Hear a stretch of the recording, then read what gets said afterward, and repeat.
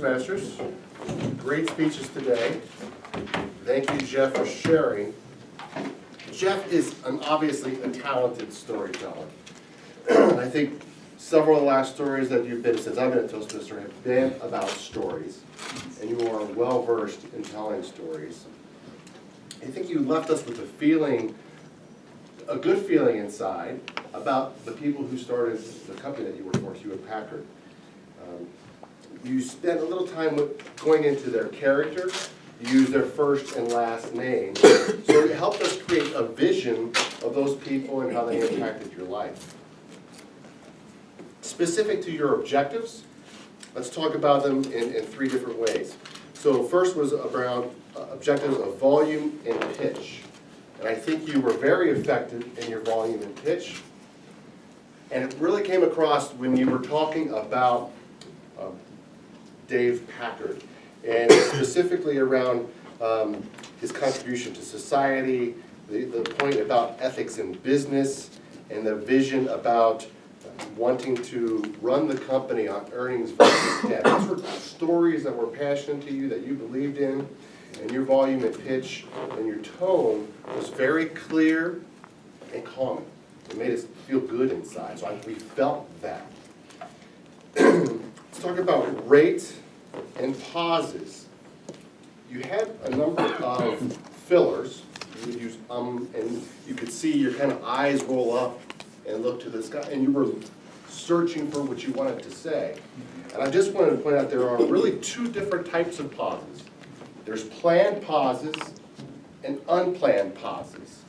And I think, just to point out, Deborah, we were almost waiting for her to talk, but she was very effective at not using fillers, and she was pausing until she thought about what she wanted to say. And the reason I'm pointing that out is because in a couple of your stories, you go down into some rabbit holes, okay? And then me as an audience member want to think about and say, well, how does that relate to what he's trying to communicate? And then you find yourself, that's where you kind of start using more fillers and you kind of go off track a little bit. So think about having a planned pause. And if you find yourself where you're not sure what you want to say, don't say anything. Pause. Bring your thoughts together. Reposition yourself, and then re-engage again. Obviously, you know that. It's hard. I think we all find ourselves at that point in the speech. And let's also talk about smooth and natural. I think you were very smooth and very natural in your storytelling.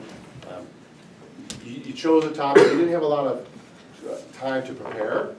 You just volunteered last night as the hot seat, and you were very effective in delivering a compelling speech that made us feel good about business in an era where sometimes business is all about making profits. So you were very effective there.